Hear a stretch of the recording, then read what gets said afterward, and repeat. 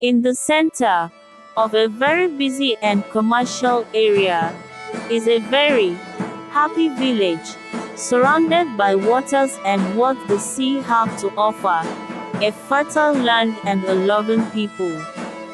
They have a land filled with black gold, but were never aware of it, though there were signs. They are rich in mineral resources and are hardworking people. They produce their food and are able to produce what they need for survival. Gruesome crimes like killing were never heard of. They are just small peaceful community with the ability to resolve their differences. They are ruled by a wise and honest king and his cabinet, who have the happiness of the people at heart. One beautiful day, as they were going about their various activities, they saw a group of white men walking towards their king's palace. This have never happened in their village before. Out of curiosity, they abandoned their activities and followed them. The news continued to spread and so many villagers filled their king's palace. They admired the brightness of their skin and whispered to one another, I heard they are bringing us good tidings. No, when we traded with Umufu village, they said that their coming signifies problem. The king and his cabinet, already informed of their visit, entertained them and welcomed them. With the help of their interpreter, the people were made aware of their desire to extract black gold from their land, and also informed them of all the benefits that comes with it. The king nodded his head, waved his hands, which signifies no to his people, and said, We have heard rumors of what black gold did to Akemini people. When it was touched, it got angry and spilled all over the village, resulting to dead crops, dead fishes floating on the river, bushmeat fleeing the village and death. What are we to do if we face such anger from the land? We don't need your gifts and riches. The cost is bigger than the gain. One of the members of the king's cabinet, Chief Iwe, known for being mischievous, greedy and selfish, who schemed his way into the king's cabinet, replied, It brought so many riches for them. If you go the great Akamini, they all dress like the white men. They are able to afford beautiful things from them. They have abundance of wealth that have enabled them to buy as many food as they needed. Why till the land when it can give you wealth with no stress, and you will have no need to work? The king, ignoring the chief's sudden outburst, rejected their riches offer, asked them to leave the village immediately. They left, feeling disappointed and embarrassed, but not discouraged.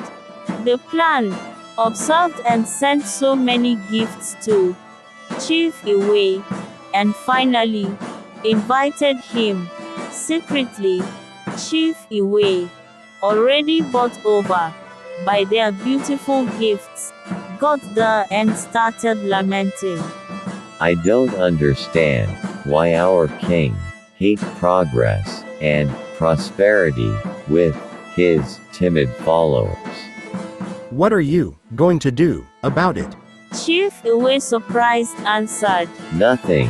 After all, he is the king. You can dethrone him. Chief Iwe, looking hopeless, replied, It is not possible. He is loved by his primitive, timid people. The white man dismissed his look of hopelessness while replying, There are many ways to dethrone a king. Come on, do not tell me that you do not know. The white man replied, with boldness and a smile on his face. How? Follow every instruction we are going to give you accurately and correctly. By the time we are done, we will hand the throne over to you and give you enough wealth and power that will last in your lineage for a very long time. You will be invincible and powerful. Chief Iwe, being the greedy man he was, did exactly as he was told.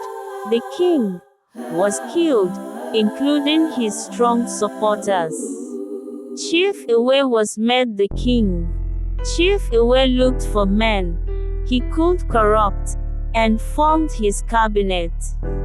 He introduced a chief selection system that involved backbiting, bitterness, and deadly politics.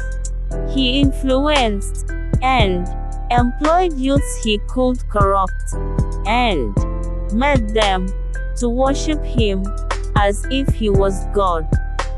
He granted full access to the white strangers to exploit their land as they please, which resulted to land and air pollution. He gathered wealth to make sure he became untouchable by his people. Whatever comes from the white as the village's benefit, he takes 70%, give his chiefs and boys 20%, and the remaining 10% he gave to the villagers. He was very unproductive and cared only about power and more power. He became a brutal and unproductive king with lazy, power-hungry cabinets who do nothing for the development of the village but only scheme on how to seize and hold on to power. Nobody dare challenge them.